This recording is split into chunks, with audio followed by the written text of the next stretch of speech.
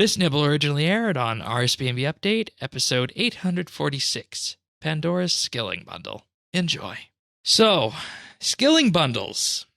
Level up your skills with our September bundles, because How about September... that canceled leads Q&A, Shane? How'd that go? Yeah, I mean... Go ahead, sorry. I think the Leeds Q&A being canceled is something I want to address on its own. Yeah. And the natural conspiracy theory of the Cambridge mob is that the reason the Leeds Q&A was canceled was because of the blowback of this bundle and what's happening on Old School. But, of course, we'll get to all that in good time. So, Cambridge mob, folks, I hear they're recruiting this week. You know, if they need some muscle, I'm just saying, the skilling bundle, bridge too far for me. Bridge too far. Okay. Actually, let me just say that the Cambridge mob is something we came up with. The group behind the scenes pulling the strings at Jagex, making seemingly derailing all the updates that players want to have but don't have. And anytime something is a bump in the road, like the skilling bundle or the Leeds Q&A being canceled, the Cambridge mob is influencing folks like Maud Warden and Maud Osborne and the like, and then down the team we go, and that's what we say. And obviously, anytime there's a question of problems in the community, whether it be this or the Leeds Q&A, Cambridge mob is recruiting because more people join the Cambridge mob at that point. So the Cambridge mob is an analogy of sorts. But okay, so for the price of one bond, you can get 10 pulse cores, 10 cinder cores, 3 medium protein packs, 5 portable packs, 5 combat dummies, 2 large skilling dummy crates, 1 box of clues, 1 aura refresh, and 1 life refresh. Now, if you kick it up to 3 bonds, you will get 30 pulse cores, 30 cinder cores, 3 large protein packs, 15 portable packs, 15 combat dummies, 6 large skilling dummy crates, 3 boxes of clues, 5 aura refreshes, 5 life refreshes, 5 Slayer VIP coupons, 5 daily resets, 2 weekly resets, 1 monthly reset, 1 death touch darts, and 5 overloads. These are available for purchase until September 25th. So this is a bridge too far for you? Do you see the problem? Do you see the problem here? I don't know. You tell me what you see as the problem. Two main things. One, they would have been fine, but why include clue boxes? And I don't. I mean, correct me if I'm wrong, but I don't ever remember clues ever coming into the game through Treasure Hunter or anything like that. No, the closest we have on that is Yak Track. And that's a pretty... Yeah, and that's not the same thing. And the clue boxes, I actually don't see as much of an issue because each box of clues only gives 2 clues. And you can go farm that in-game so fast.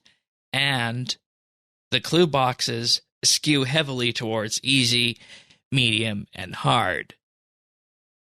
As in, it's going to be very rare to get an elite clue scroll and very, very rare to get a master clue scroll. The odds that the wiki gives for the master clue scrolls are 1 in 1,222. And for the elite clues, 67 in 1,222. And the rest skews down to easy, medium, and hard. And quite honestly, if you want to go farm easy, medium, and hard clue scrolls, there's plenty of fun monsters that you could just go kill and cannon and pick those up. Okay. So I don't see the box of clue scrolls as a problem in this. I'm going to disagree with you on that one. Well, how do you feel about the overloads? And see, this is the thing with this. I've been doing a bit of PVM recently. And 5 overloads is really not that much. That's not 2 and a bit hours of PVM. But you're thinking about it. You're not thinking about the the yes, it's not much as in gameplay using overloads. But it's not really about that. It's about overloads were that item. That was what we always compared these Right, the thing you had to special get items to. 96 herblore for. Okay, I And can it was see something that. that you couldn't cheat your way around, Yeah, right? Like even if you were into PVM, you yeah, still had to do herblore, like yeah. you had to. Um, so when you do something like this, then that makes me think, okay, well, let's throw a But you catalog can only of purchase this one time, so at most it's 5. right, but how? I mean, I don't know. And the one thing I'm wondering is it overload 3 doses, 4 doses, or flasks? Yeah, I mean, I guess that makes a difference, Like, but it's that getting around it, man. It's like yeah, yeah. I can't And think of anything else that we've had like that. and you just raised a very good point. This is the canary in the coal mine to see how selling this kind of thing goes forward with this. Because what you have here is a number of items that will boost your XP rates at the end of the day. And in some cases make it easier for you to refresh auras, lives, and, do weekly D&D stuff, right? hmm I think this is just a bit of a taster to see, how are people going to react to this? How many of these are we going to sell? Well, the thing is, like, I mean, we've all grown accustomed to the other items. Yeah, I don't particularly think there's a problem with the other items. They all exist. They all exist on Treasure Hunter. right. They are all things that And you can buy for money. But these particular items were locked behind content in game and like really heavy content in game. yeah, and that's And the thing, and that's the difference between the small and the large pack, is that you get 1 box of clues, which is 2 clue scrolls, which is I'm gonna discount that, but I'm gonna focus primarily on the large pack. The difference being with the large pack is you get the things like the Death Touch Dart and the yeah, overloads, and that's the general thing to see. Okay, how many smalls and larges do we sell combined? But how many more larges do we sell than smalls? And based on that, we can assume it's things like the resets, like the Death Touch Darts, like the overloads that are selling it. And because of that, this is the next step forward to the new monetization strategy, which we've seen plenty of those before. We talked about Yak Track 2 weeks ago when that came out, or 3 weeks ago when that came out. I forget where we're at. 2 weeks ago now. With the 25% XP boost and people rushing to the end with that. This week on Treasure Hunter, it's the Rainbow promotion, and all the multipliers are unlocked off the bat. Which, I mean, if you get 200 mil come up and you roll that 7, ooh, there's 1.4 bill. Ooh, people might want to spend some nice money on that. So, see, and I thought we had a direction we were going. right, I thought we had kind of like an uneasy agreement.